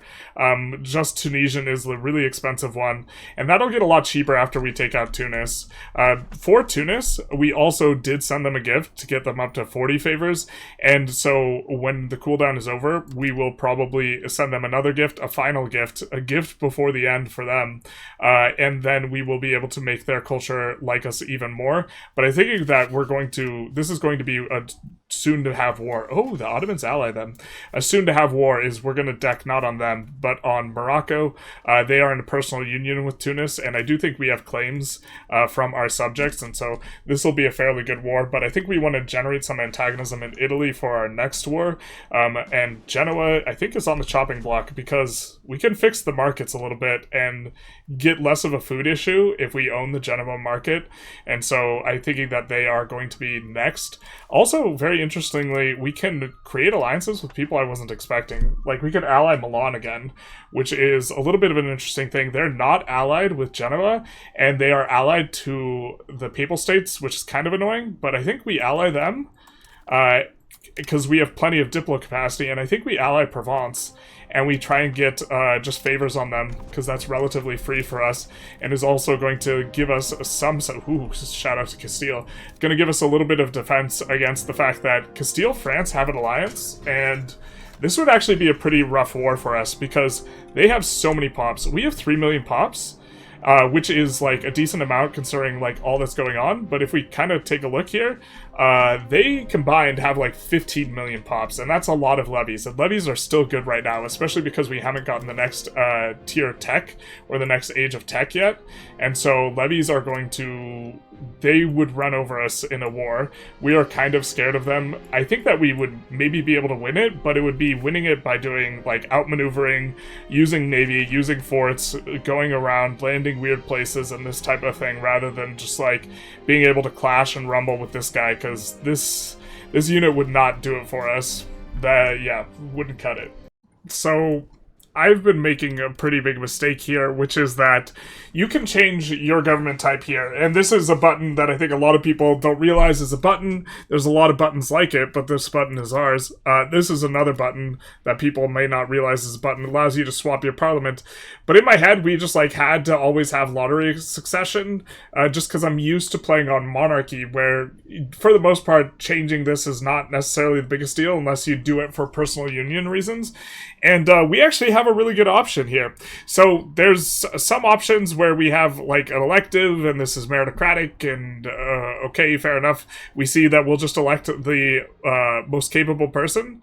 But this one in particular is very, very attractive, which is that this goes through a single line. So one of our issues, just generally speaking, playing a republic is lack of access to crown characters, because when you just randomly spike a new character, they have to have a family, and if they don't have a family, you won't have children, and you won't have these crown characters. And wait, she's not a crown character. He's a crown character. She's not. Well, what's her deal?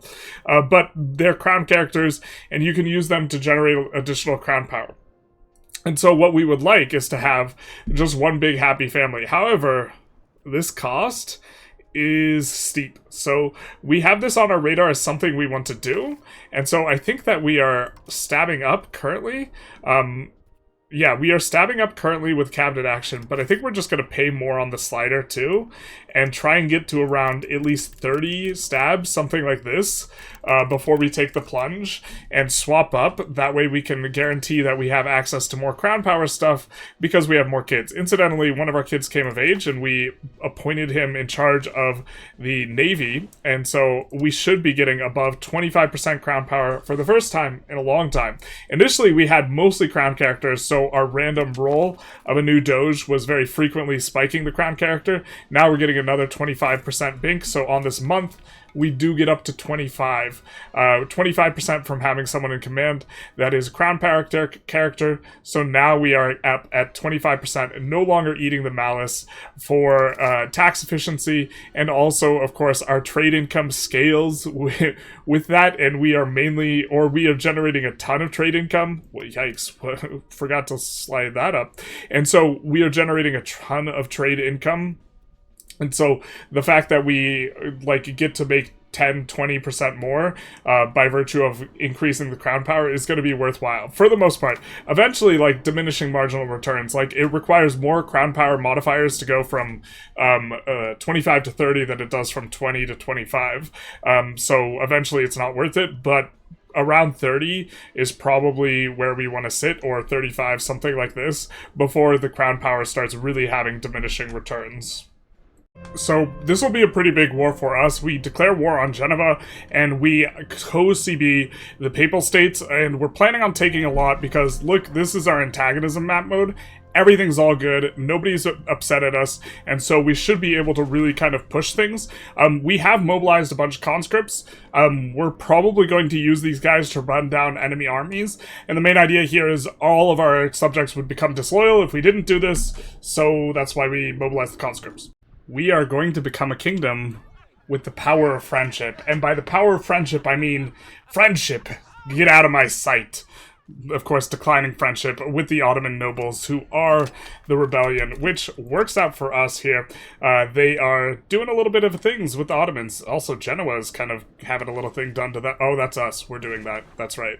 Okay, so it is time for us to upgrade to kingdom. Again, there is reasons not to do this, in that you have increased war score costs, but we're going to do it anyways. So we're going to click up. And that will be our thing, and now we will have to set another rival. I think that Serbia would definitely make a lot of sense. We're already fighting Biz, though, so Biz would make sense, but Tunis would also make sense because we want to get negative relations with Tunis at this point. We just don't want to lose favors somehow, and I'm not sure if rivalries end favors, so I think we're just going to go with Biz because we're already fighting them. Oh, we could have done Albania because they had rivaled us, but that is going to be a little bit of an upgrade for us. We could take a closer look at this, kind of what we have going on over here.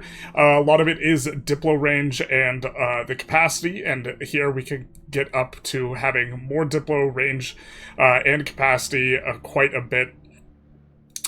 Which we're kind of okay with. Max diplomats, a little bit more culture capacity, more artists, which will allow us to push the prestige a little bit and can do a few more things, and we can subjugate people who are duchies. If I'm not mistaken, that's how subjugation works. You can't subjugate anyone who's a higher tier than you, so I'm not sure if you can subjugate same tier, but that will help out for us to be able to do that. We're just kind of sieging and moving around several armies here, and we've split the levy army into two, and we're largely just... The army with all the cannons is the regulars, so these guys siege down fast, so we always want these guys sieging, and then the other two armies are just kind of adjusting as needed. We probably could try and blitz something down, but we actually are trying to extract a relatively large war goal from both the Papal States and Genoa, so, well, maybe not super large. Kind of a little bit of a chip shot. Maybe we should just go for the capital, and that would be enough on the Papal States. It's always kind of undefended. I suppose we'll do that after this, after we grab this. We kind of wanted to expose their fleet to our navy that's just kind of patrolling around, looking to increase some of this. Incidentally, with a little bit more of this, we can see that the proximity is starting to come in here on Sicily. We could also go for the accept on both Sicilian and the other one now, because the entire point was we were looking to preserve our prestige, and so we are going to accept Sicilian, see how much we have left. We have 0.27 to work with, which is enough to go after Sardinian. I'm not sure if we have enough Sardinians to accept them, because we only have 2%. I forget what the threshold is. Yeah, the requirement's not met. We need 2.5% Sardinians, so can't quite accept them yet, but can tolerate them. I think that's all we're going to do then, and just leave the 0.22 all there, and so we will on the month tick get, of course, that dopamine hit of those sweet core provinces. Looks like a little bit of a siege has happened. to here. Looks like we can break this up. That should be a fairly easy battle. That's annoying. They're just kind of randomly sieging something. That's fine. We want to watch this become not a core, so we're going to do that on the 31st of May. And nice, we get the colonial charters. And then, oof, baby. That's that control hit. And so the max control is going to be lower than the current control, but it's 30, and so we'll get that up quite a bit when we get proximity. I imagine we could get somewhere in the 60s and 70s, and so that's going to be really good. And we're also urbanizing. I think we might have mentioned it, but we're going to push the urbanization really aggressively and push the buildings really aggressively, because we're probably going to move our capital over to this location, I think, in here. It's a little bit of an interesting kind of distinction to make in regards to where we put the capital, because taking a look at the subcontinent, we have Africa and we have Europe. So if we have the continent in Europe, or if we have the capital in Europe, then that affects plantation buildings. And so this is kind of one of the bigger considerations here, is the plantations which we're going to unlock this age. You have to build this on a different continent, is overseas, but just a couple provinces away is overseas. It just has to be on a different continent. And so the thing is do we want to be able to build plantations over here? Or do we want to be able to build plantations over here? And sugar and cotton are the two trade goods that are going to be available for us in this kind of region. Can we click on a sugar or just our sugar? No? Okay. But both the cotton and the sugar are going to have plantations, and so this does affect our decision a little bit in terms of where we want to put it, because we will only be able to plantation the continent that our capital is not on. It's maybe worth talking through why this building is so good. So first of all, it uses slaves. That's not why it's good, but this is why Sunni is good, because everything to do with slaves is easier if you're Sunni relative to Christian. I'm not even sure if you can pull Christian slaves as a non-colonial power. And then here what it's going to give is it's going to give sugar output in terms of percent output, and it's also going to output a sugar itself. The way that it works is, let's say we have 10 RGOs and we don't have any plantations. We will produce 10 sugar, assuming no other modifiers. If we have 10 RGOs and 10 sugar plantations, we will produce 40 sugar, which is a lot more sugar. And the reason is we will have 10 flat sugar, and then we will have plus 100% sugar. You can get like 20 to 30 building levels, unless they nerfed it, which to be fair, they probably should have, of sugar if you have relatively high development and a lot of population. Guess where has relatively high development and a lot of population? You know what I mean? And so this is going to be a place, like when you're thinking of the New World and you're like, oh, plantations, I only have 8k pops, I have 5 development, it's not going to be that effective, but it scales up, like it gets exponentially more powerful because it is both giving you a flat value and a percentage value and increasing the flat value that you're getting from the RGO locally. And so it becomes very, very strong. And so that is why we care so much about the plantations, because it is a very, very powerful building, especially with cotton. Because the way that we figure it is we're producing textiles and we're trying to export them. If we can get like 500 cotton, like surplus over what else we would otherwise be able to do, that means we can really, really get the price of all the textiles low, and then we can export cheap textiles to everyone, and then benefit a whole ton from trade. Because remember what we have a force multiplier, a very powerful force multiplier in trade income. This is free money. So when there's a marginal difference between the value of a trade, right? If we're trading a textile that's only worth 2 and we're trading it away to a place where it's worth 5, that marginal 3, we get that, but then we get trade income multiplier on top of that, so it's 25% more. And so this is what we want to be doing, and the plantations will really help to facilitate that and make that easier for us.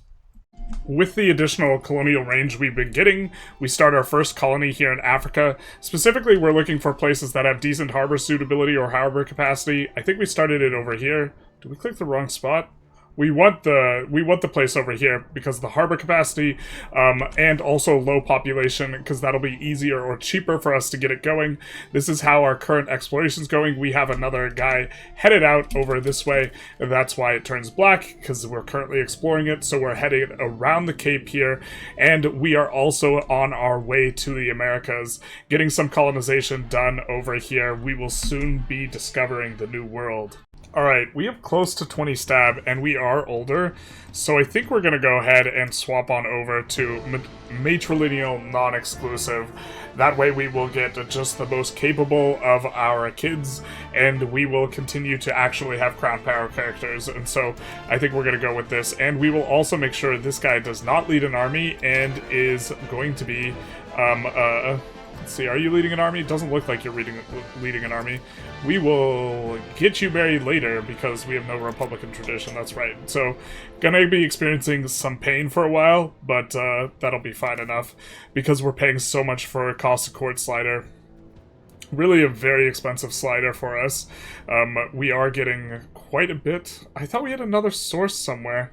You know what, we should probably... I think we have a cabinet member on something that we could maybe do something else on. No, we kind of like all these. We could do the Republican tradition over the stab, though. We know that it's a little bit more efficient, right? So let's, while we care about the Republican tradition, let's get that on up and get that cranking a little bit faster. The stab will handle itself more or less. So the second big tech, other than roads, facilitating our expansion, and to be honest, for us, this is actually probably a bigger deal than road. So our, our proximity now is 22, which is not quite as high as I was thinking it was going to be, but look at all these segments that have been decreased. 1, 2, 3, 4, 5, 6, 7, 8, 9, 10, 11. 11 segments, so that's 55, that's 11 segments and times 0.5, so that's, what, 5.5 total reduction in proximity, so that's +3 control. But that's +3 control basically like everywhere in Sicily, which is a pretty big come up for just a single tech. And also, plus control over here, even more over here, plus control over here. The proximity here is looking pretty good. So I'm thinking we're paying a whole lot for this segment. Yeah, 17 for this segment. We have more harbor capacity up here, so we have much better proximity up here. The really expensive thing is the entering segment, but here we have a lot of reduction. Here we don't, so we might even hit a spot where if Messina had a road from here to here, it'd probably be cheaper to go... No, because it's coming from the mountains, but... sometimes it's cheaper to go into a really good harbor and then use a road. Like for here, it might be that case. Nope, it's not the case. To be fair, two mountains together is not exactly ideal. Looks like Genoa's trying to be a little bit sneaky. To be fair, this guy's not actually hunting navies. We still are caring more about maintaining this, just because we mainly want to show it off and this type of thing. But here's coming along quite nicely as well. And so, was hoping for a little bit more out of this, but to be fair, the plan is to move the capital somewhat closer. The thing is we just have so much power base over here that doing this in a short-term basis is like not reasonable, or it would just be bad. After we intentionally fail dev the interior, we will have 100 progress here towards naval. Nice little interaction, plus we will get a discount on just spamming buildings in these new urban areas here in Sicily. With the discovery of the coast of Brazil, we do discover the New World. Nice little 20 prestige bink for us. And then we also get colonial policy law. We mentioned earlier, we are going to do the trade one, not because it's better, because I think the other one's kind of better, but instead because it's more on theme with what we're doing, and maybe this comes into play a whole lot more with trade companies, something like this. I actually don't know the trade company mechanics that well, and hopefully we can get, you know, trade coming around here into India pretty soon. So, as part of the peace deal, we do take the Genoa market over. It's always nice to see how the markets kind of reshift as a result of, you know, the changed ownership, because we're expecting the Genoa market to take a big chunk of the Venetia market, which is fine enough because we want to distribute the food of the Genoa market a little bit more evenly, and we do see it takes out a big chunk here. And if we just look at these resources, yeah, this is mostly non-food down here, and so this is going to ease up the pressure in terms of the food on Venice, which was decreasing in food. I think that's just because the mobilization. Looks like Genoa's having trouble too. I wonder if this is the result of all that devastation. We could check the province, the food capacity. I think that there's probably some issues. Mild winter, development, mountains. I'm not sure 100% every single modifier that affects this thing. Wow. Maybe we just got saddled. Looted is a modifier. Maybe we just got saddled with a little bit of a separate food problem, except we only have a couple locations in this market, so it shouldn't be too bad for us. And overall, this will lead to higher market access for all of our locations. Alright, we're going to do a massive spend down. We're starting with 41k, roughly speaking. So just to be clear, because the discount that we are getting from the Parliament, we are going from like 21 cost buildings to 13 cost buildings, which is very, very cheap, and we are going to look to use it basically everywhere, making a really big push. So we spent down around 19k, not just on buildings, we do have roads and RGOs in here too, but we don't want to put anything in the queue after we put so many, like, such a monstrous amount of buildings in the queue, because the prices of lumber and masonry are just going to be super spiked. So we did all the spending we wanted to do, and also it just, from a play pattern perspective and just like pacing, it's really nice to just spend it all and then, you know, kind of let it build up and then spend it all. It's probably a little bit more optimal to spend more intermittently. But honestly, most of the most profitable opportunities for buildings we've already exhausted, and we just have buildings that'll be middling profitability, like a third of a ducat or something like this, and not even a third of the ducat reaches the tax base, or a third of the ducat, that's a third of the ducat to the tax base, not a third of a ducat that we receive. So it really is quite a bit smaller, but even still, we do have all of this in, and definitely building up a lot down here in preparation. We're expecting to soon start rumbling here with Tunis. Alright, so we're probably going to have to break up this fleet, because right now, whenever he sits in an area, it's just super overkill in the amount of, naval presence that he's giving, maritime presence, so we probably need multiple fleets, or at least a couple of small fleets to maintain progress, let's say, in this inlet. That way he will just patrol out and something like this. But let's take a look at the proximity. This is what we got going on in Sicily here. We got in Tunis a decent chunk here. We are up to 30 proximity. Very, very nice, giving us, was that 22 extra control, something like that. And so if we take a look at the control map mode, we also have quite a bit here. By the way, we were able to accept them because we still need to distribute stuff to our subjects, but we had grabbed some of this, which gave us more Sardinian pops, so now we have this.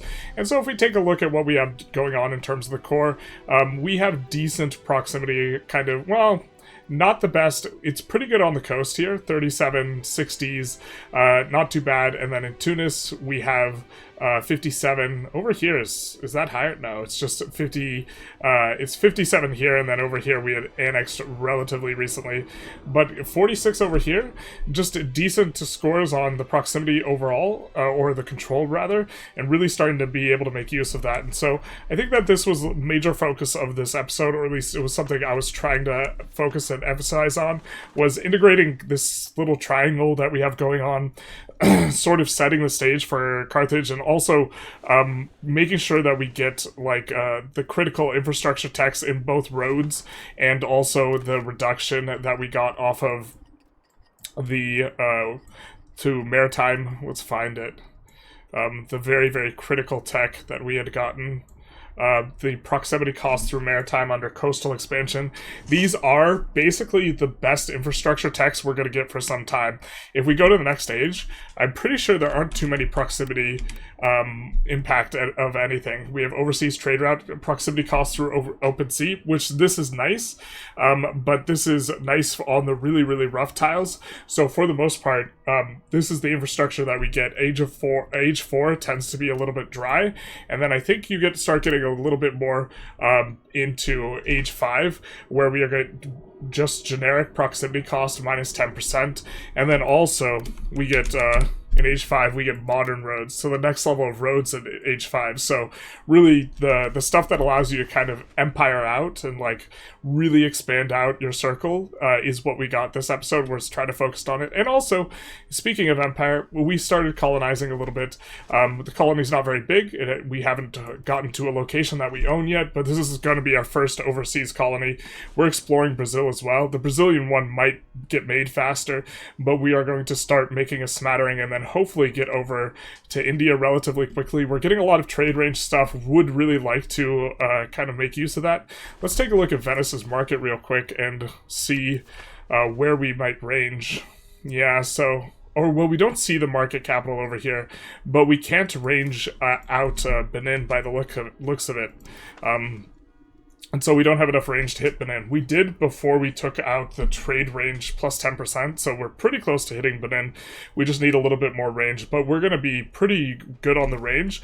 And another thing about this market is a lot of, if you don't go like Diplo ideas, a lot of times you will have difficulty ranging your New World locations, and making a new market here helps that out a lot as well. So really, this is kind of a pivotal piece in addition to kind of what we focused on over here, which is setting up the maritime presence and also getting those key techs and trying to set up for what will be a pan-Mediterranean empire. Hopefully next episode we form Carthage. Might be a little bit premature. We still want to give some money to Tunis and then take a bunch of their stuff, and I think that'll be like 3 or 4 wars to grab all of this. Although if we're completely taking them out, the Europeans won't care if we go after North Africa, so maybe that'll be easier. But I hope you guys enjoyed. If you did, please feel free to like, comment, subscribe, hit the notification bell, YouTube algorithm stuff. If you wanted to support the channel, a really good way to do it is to order the game, if you have not already, off the website using our code GENERALIST in all caps. It doesn't give you a discount, but it does send 12% of the sale our way. A lot of other creators have this code as well, so if you wanted to support other creators, feel free to ask them if they have the code. And also, if you are not using USD, make sure you check the prices on both Steam and the web store, because they could be different. Anyways, other than all that, y'all have a good one. Bye-bye now.